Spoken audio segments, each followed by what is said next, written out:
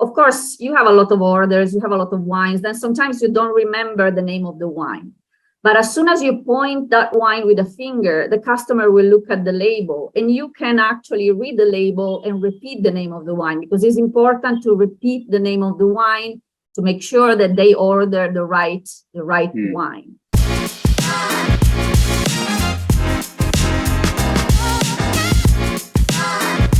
So thanks for joining me, Federica. The idea of this talk is really, I want to bring value to the global industry, because lots of lessons can be learned in what's going on in UK, hospitality market.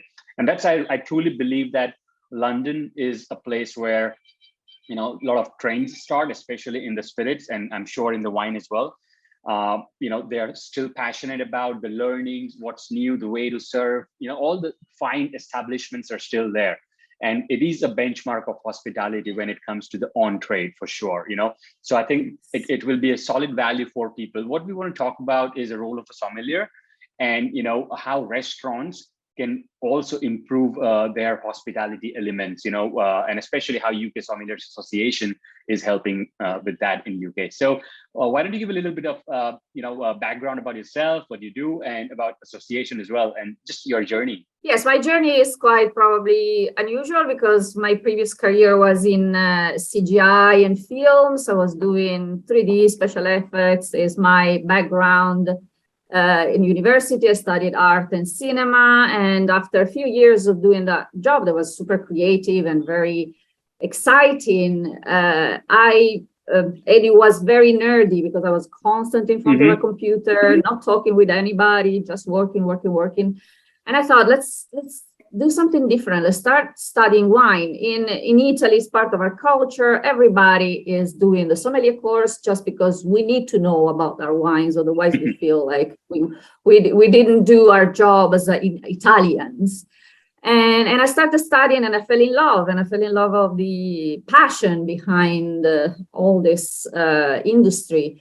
And I decided then for life and I needed new challenges. I decided to move to London. And when I moved to London, of course, I had the choice to choose my industry and go. And in London is the best place for films, of course, or to choose wines. And I choose the second one, because I thought this is a very great opportunity for me to start from scratch. I love the idea of starting something new. And actually, I started working immediately for the UK Sommelier Association, because I finished my education with them. Then I just stayed helping organizing courses.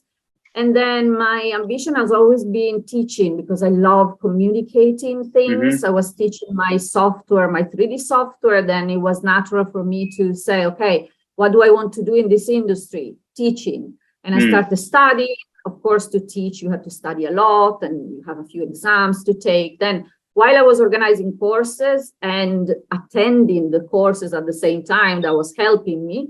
I was preparing the exams. I did all my exams to teach, and I started then teaching a few years ago. And now, yes, of course. So how long have you been with UK Sommelier Association? I started in 2011.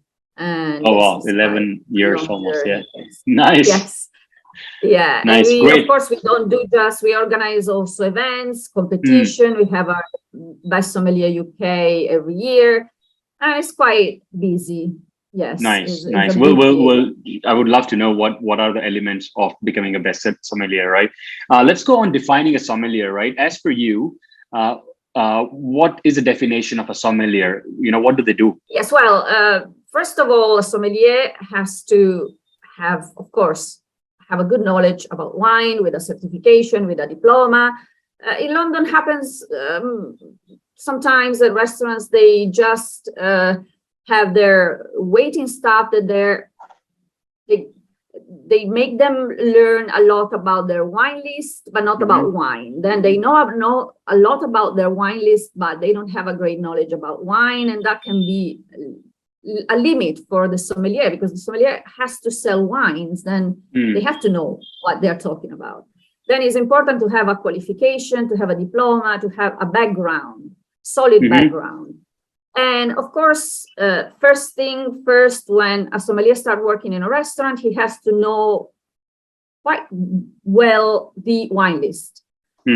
It's not something that you know over time, overnight. Then you have to spend time tasting the wines and understand them, because the first job is to suggest the wines. And of course, suggest the wines means that you have to understand their style. You have to understand one by one what style it is in order then to suggest them to customers. And of course, to focus also on wine pairing, not just selling the wine that you want to sell because it's the one that you think is the one that has high margins or is something that you want to the customer to taste, but also something that goes very well with food, because that way you create an experience that is unique and you create that bond with the client. The client is happy, because we know as sommeliers that a bad wine pairing will affect the food and affect the wine. That if you give an expensive wine to a customer, but you pair that expensive and wonderful wine with something that is not perfect, the wine wouldn't taste that good. Then you lose that experience, that great connection between food and wine. And then, of course, managing the wine cellar is another very important task of a sommelier. Then he has to, of course, be aware of the inventory, the wine that is there. Maybe if he starts in a new restaurant, it's always exciting to add some new wines, to create your wine list that reflects your style as well, because personalizing, it means that you will be more passionate about what you sell, and keep the cellar tidy and all clean, looking after the temperatures of the wines, very important, because the wrong temperature can affect the wine taste and the wine sensations. Have another important thing is having a great relationship with the suppliers, with the distributors, because of course you can have the best deals and you can have a good relationship that can add to the experience, to the wine selection.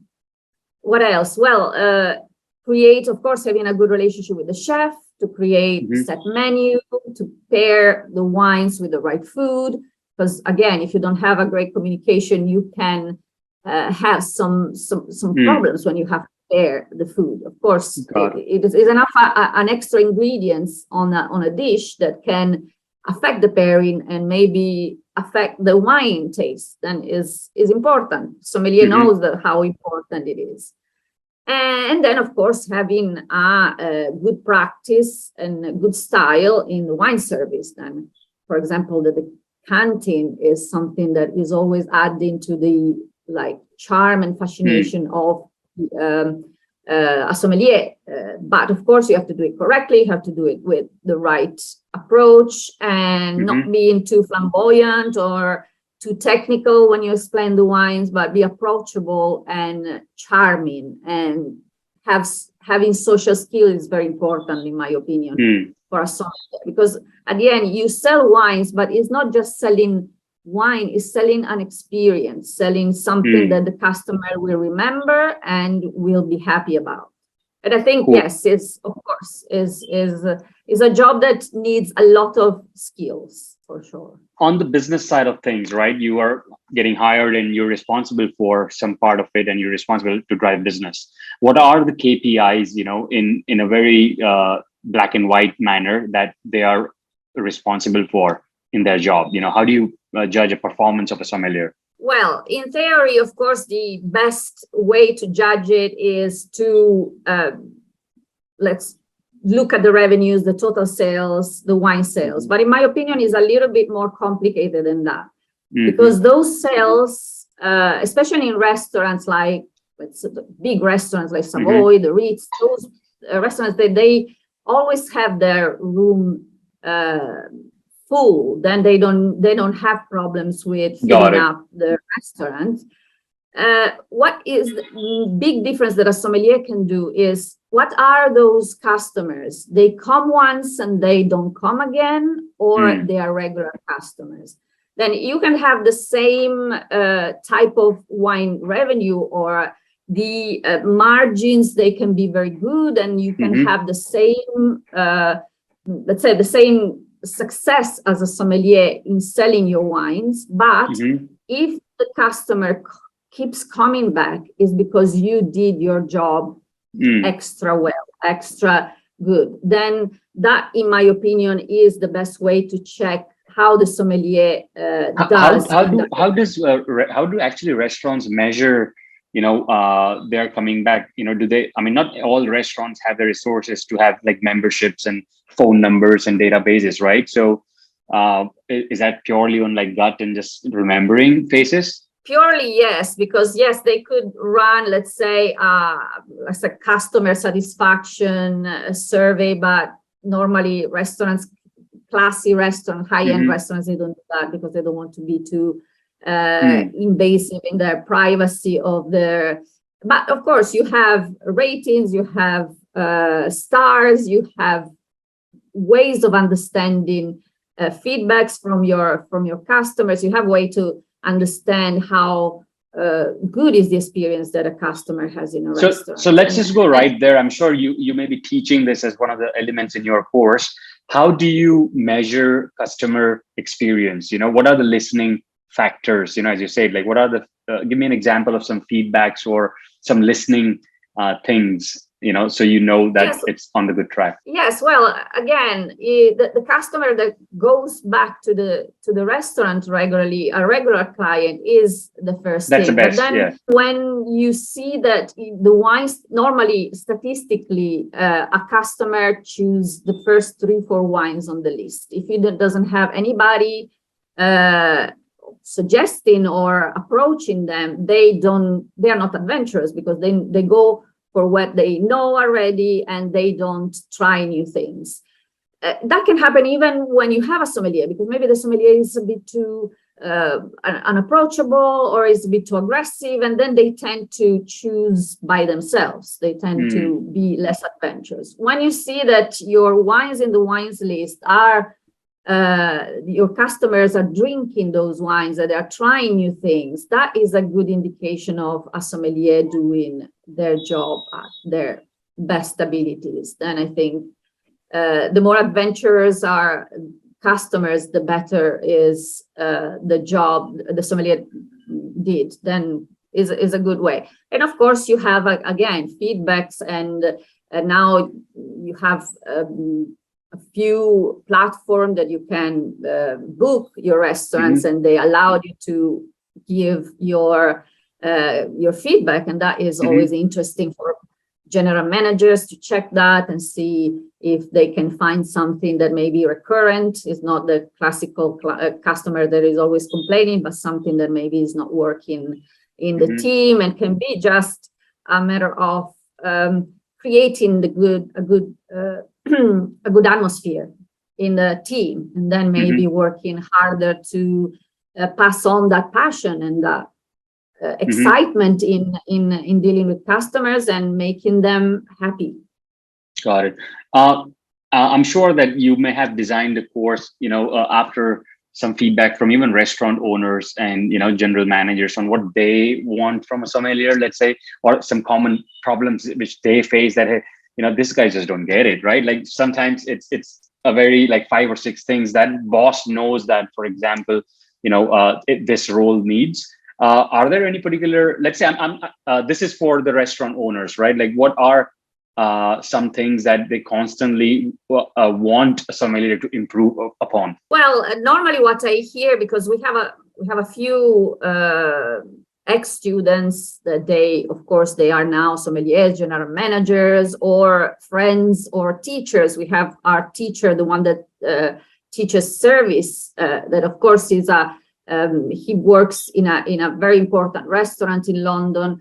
And what they are always complaining is about the fact that the sommeliers, they don't have time, and it's understandable, but to be up to date with new trends or to revision their knowledge constantly, because we all know that you can't retain a lot of information for a long time. You tend to forget things.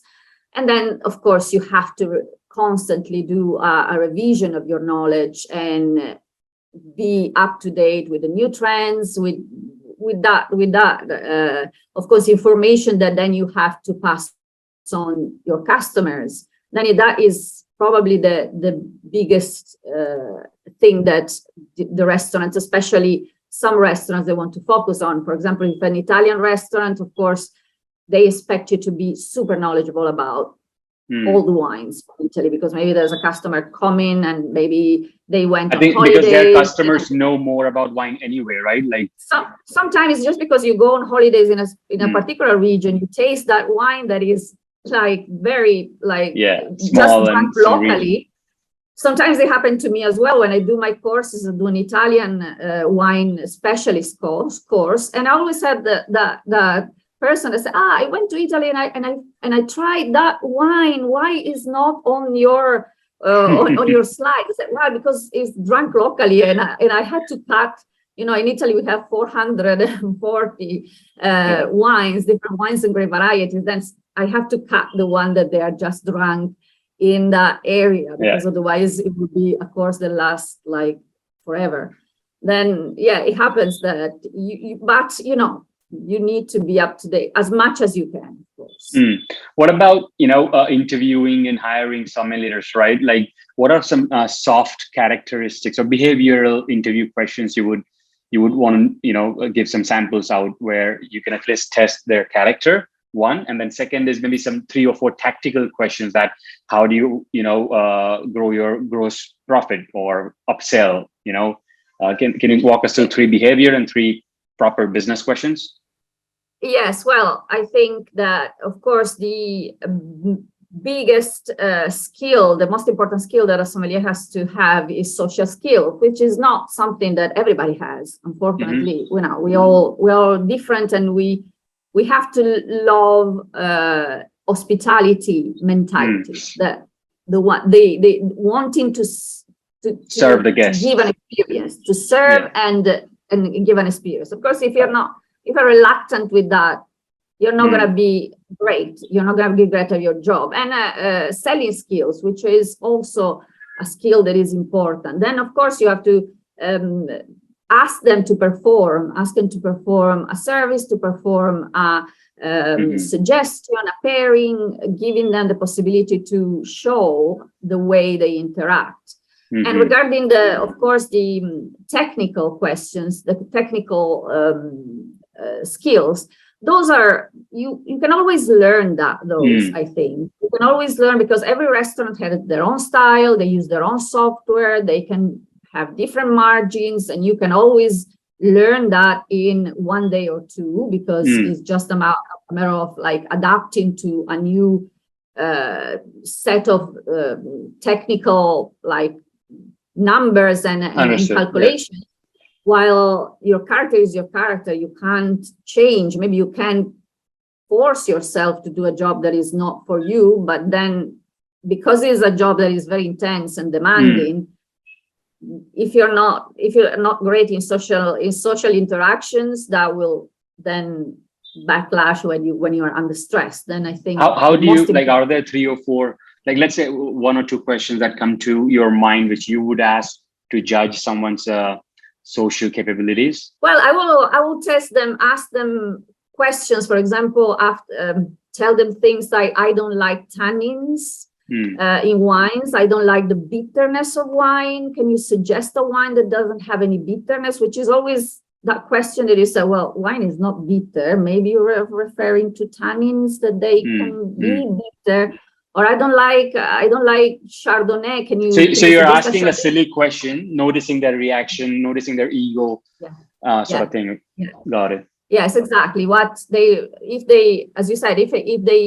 the ego comes in the way and they are like a little bit arrogant with clients, like, how can you say that? I mean, that this wine is not bitter, that, or they try to get around that and try to make them understand things. Then I think it's more of a, not direct questions, but more creating the situation in which their ego can get in the way, or they can show off that like social skill that makes you say the right thing spontaneously without forcing it. One of the things you said was, creating bond with the customers as well, right? Like one of the way I can normally envision and measure is if a guest is asking, if let's say you don't have a nameplate and then they're just asking what's your name, so at least that's a good sign that you've created that bond. And now next time he says, hey, I want Angelo here, I want that. so that's a good win. So what has that person done, or 3 or 4 things that you suggest they do that instantly sort of creates that relationship with the customer? It can be from right at the get-go greeting, right? Like any samples you can give? Yes. For example, not be too technical, because of course you create that separation between your knowledge, and the customer that doesn't have the same knowledge. Then using always terms and descriptors that they are understandable. Of course, if you describe a wine, for example, I always give this example to my students. If you said that a wine is acidic to a customer, you said, try this wine because it's acidic and have that lovely acidity. The customer can say, no, I don't want an acidic wine, because it doesn't sound like very appealing, an acidic wine. But if you use fresh, which is something that reminds you of acidity, but is not acidity. This wine is very fresh and is lively and is vibrant. That is a way to, like, not using the technical world that we understand when we taste the wine, but with like people that they know about wine. But at the same time, it's more appealing for a customer. Then not be too technical. For sure, having again, an elegant but not too cold approach also would do your wine service, because again, that is more approachable. Everything is more approachable if you're not strict. You don't pour the wine every time the customer have a sip, and then you're there pouring more wine. They feel under pressure because they feel that you are gonna sell another bottle. Maybe you think you're doing a good service, but it's actually something that makes the customer quite anxious to have all the.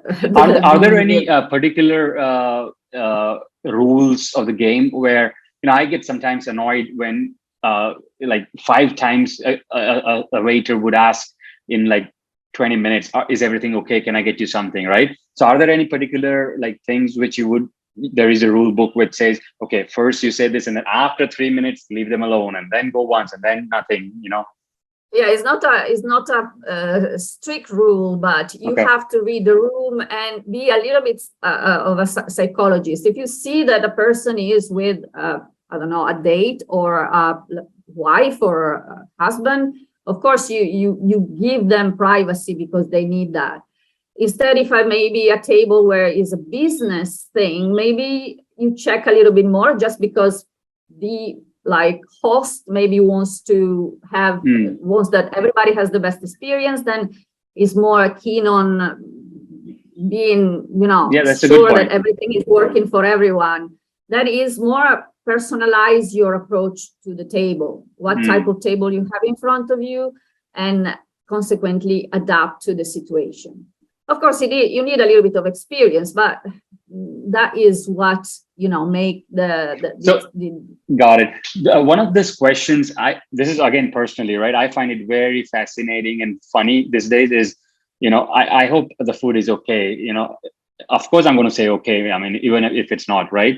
And what are you going to do if it's not, right? So are there any better way to ask this kind of stupid questions, which we still keep asking, in actually reading the guest and sort of acknowledging truly what we mean?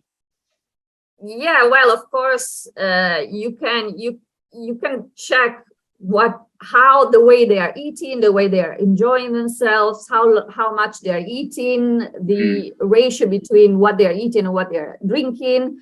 Again, reading the room is important, and then checking, let's say in the beginning, that everything is fine. When they have their food, they have their wine, you check on them, is everything fine? And that's it.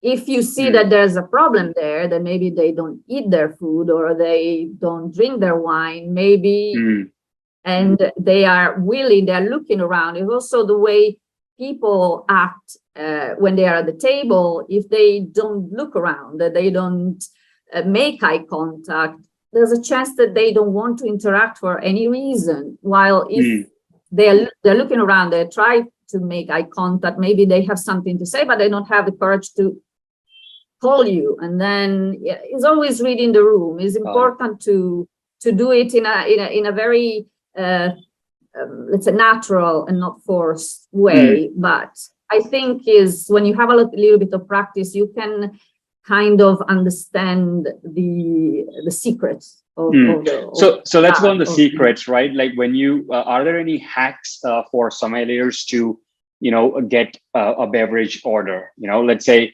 I'm approaching a guest and I'm just saying, do you want to start off with any drinks, versus you who are smoothing it very perfectly and your conversion is better than mine. It's obviously we both have different approaches, right? And you are getting more orders.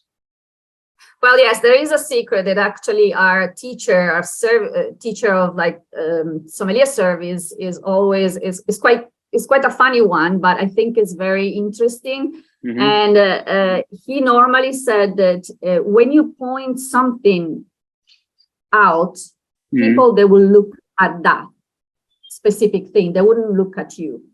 When you have your bottle in your hand and you show it to the customer, of course, you have a lot of orders, you have a lot of wines, then sometimes you don't remember the name of the wine. But as soon as you point that wine with a finger, the customer will look at the label, and you can actually read the label and repeat the name of the wine, because it's important to repeat the name of the wine to make sure that they order the right wine. That is a trick to be always like on point when you name the wine and you show to the customer the label. Same thing with the price. You don't want to say to a person, are you sure you want that wine because it's very expensive? You can't say something like that.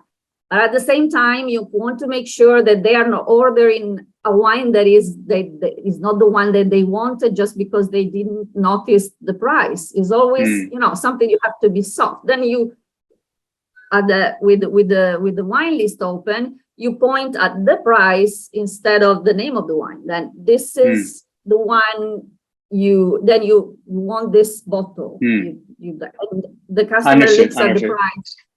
That's a good one. So yeah. Yes, use your tools to make sure that everything is clear. Sometimes it's not, and it's very embarrassing for customers. Maybe they ordered the wrong wine, they didn't want to spend as much, but they didn't notice that the wine was expensive. Or sometimes they want to spend money and they're desperate to show off with their friends, and you have to get along with what they want, but it's not easy to understand in the beginning. Then you have to use tools in order to make sure that everything is going smoothly. I think that's amazing. Answer. One of the things before that comes, they're picking a wine menu, right? Like, or they're coming in the mindset of drinking. What kind of tips are there? Maybe one thing that comes to my mind is like a deco, right? But there must be some table setup hacks out there where you're forcing them to sort of think beverage first. Yes, well, normally the best approach is always to ask them what they eat first before to suggest a wine. Then, yes, you can suggest an aperitif, then the aperitif can be anything, but as well, that is a little bit something that you have to consider, because if they ask a glass of Amarone as an aperitif, that can be very heavy in the beginning, and then it's very difficult then to pair a wine after that. Then you don't want to be insisting for them to do what you want them to do, but at the same time, you try to guide them. Then again, is always good to know, to ask first, what are you going to eat tonight, if I can ask, and then based on that, you can then give a specific suggestion. Because again, as I said in the beginning, a bad pairing can really affect the wine and can affect as well the food. Then maybe let's say an extreme example. Again, an Amarone with fish. Of course, the Amarone is a beautiful wine. Is smooth. Is wonderful. But if you pair it with fish or with something that is not as like good, so you were. you're expecting to go in a closing sales mode, right? Like you're asking for a food, let's say this lamb burger, and then you're saying, fantastic.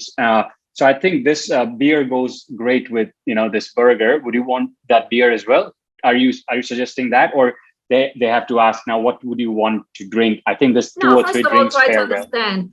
Of course, very generic questions. Do you like full body wines, light body wines? Do you prefer white or red?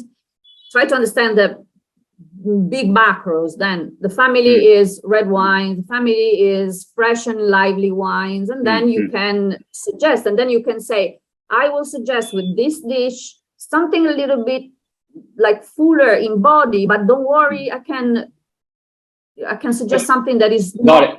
I understood, but before that comes that question, right? Like, and what are we having for drinking? What is that perfect first question for the beverage? Literally the direct approach. Of course, normally sommelier is not the one that orders, that get the order for the food. Then it should come after and say, what do you would you like to drink tonight? Do you want to explore the wine list, or do you fancy anything else? A really relaxed approach without putting too much pressure, I think. So let's go there, because I think I've not heard this answer, but maybe you can try to brainstorm. If someone says no, I'm fine, just water, please.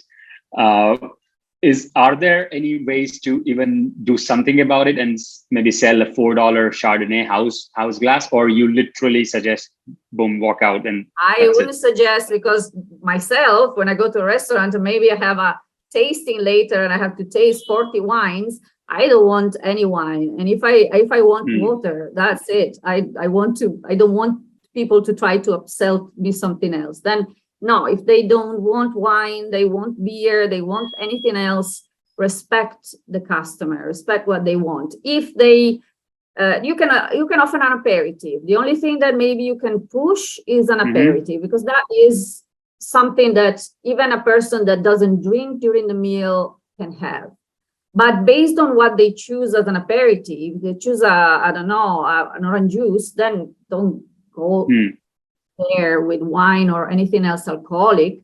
But after that, if they want water, respect that and don't push any sale, because maybe next time they will come and get a bottle of crystal just because you are not pushy, and they feel free to drink what they want. Then if you are pushy, maybe you lose that client and the customers, and it's not a good impression that you give. True. What about upselling or asking for a second glass? Are there any things that you teach students or sommeliers, let's say, on how you would approach them for the second glass? Well, again, it's all about timing. Then not like running there as soon as they have the last sip, but at the same time, not way too much, because maybe they're thirsty and they want a second glass. And it's always reading the room and reading the customer. Then, of course, asking if they want more. If they say no, I'm okay, I'm fine with this. That's it. You don't need to say anything else. I think by experience, I'm sure everyone would know that is that person looking for a check, or if they're still eating and looking for a second glass or something, I believe, right? Yeah, cool. yeah. No, let's go on UK Sommelier Association, right? What do we exactly do there? And I believe it's also for, as you said, like anyone trying to get into the industry, and also the current industry people who wants to sharpen and learn the wine side of things. Like it can be a dishwasher person who wants to now go on the floor.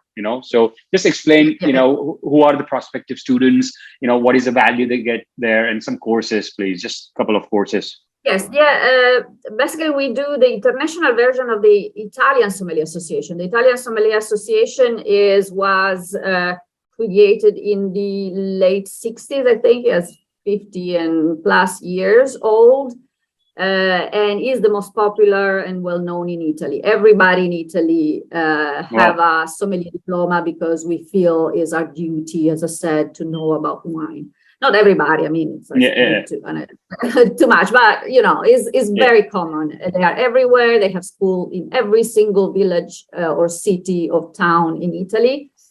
And we do the international version. Of course, in Italy, they are focusing on Italian wines. The course is structured a little bit differently because it's more is longer. We compress the same course, is a little bit more intense.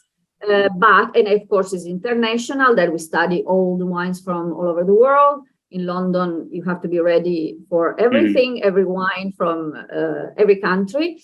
And yes, and we there's the program is based on their qualification, and then we teach everything from service, cellar management, and sommelier skills, wines from the world, wine tasting technique, wine and food pairing, and we focus especially in the students, to understand their wine. We taste in total more than 100 wines during the course, and every single lesson we insist in make them like understand and be more aware of the style, the aromas, etc. That is our main focus with the food and wine pairing.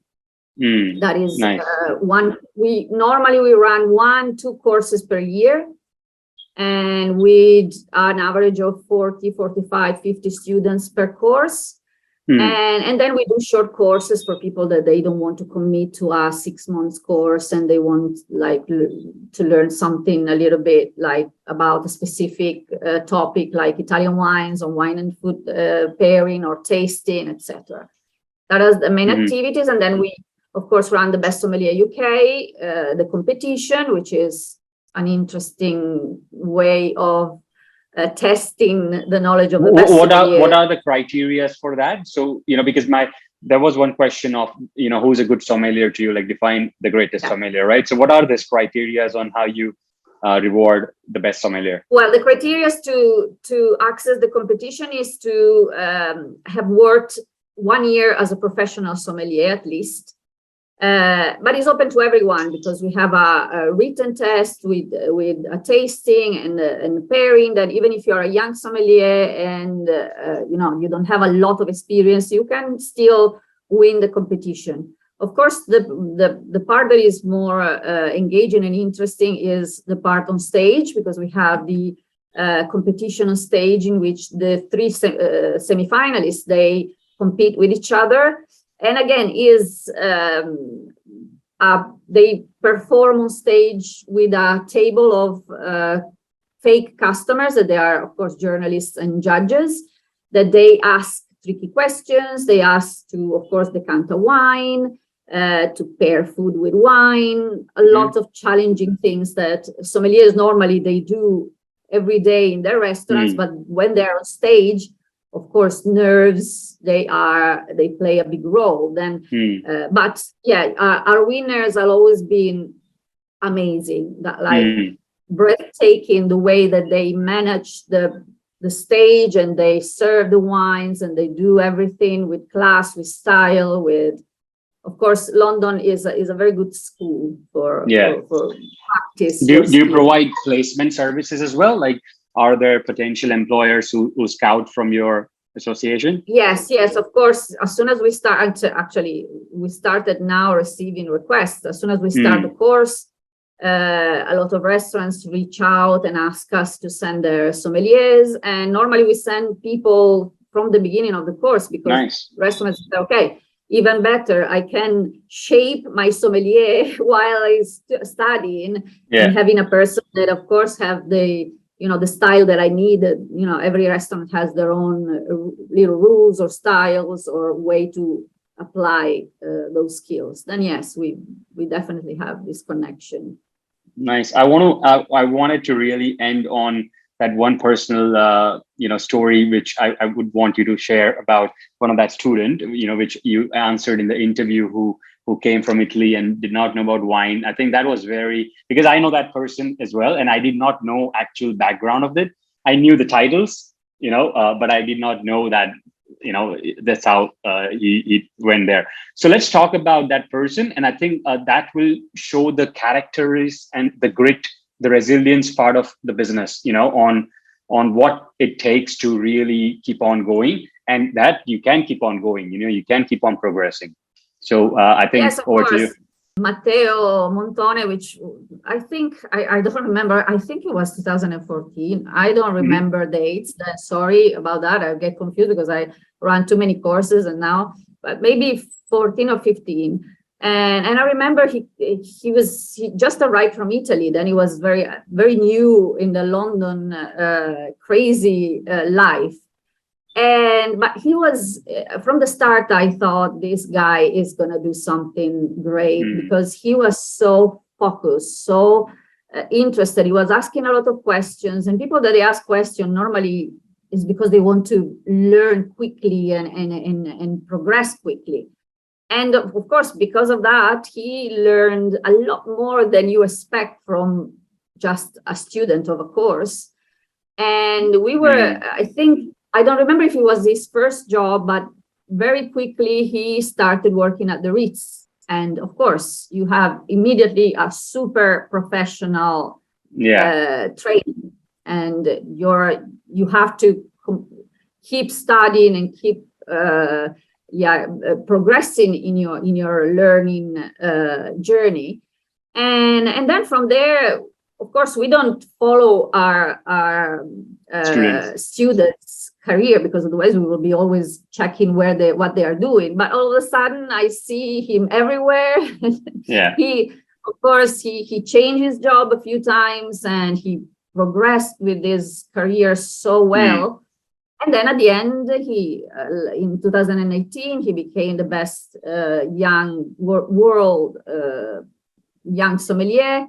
And now he is very well-known sommelier in London, one of the best sommeliers in London. And he is a master sommelier. Then he did the whole thing. Correct. Like in a few perfect years, example of a.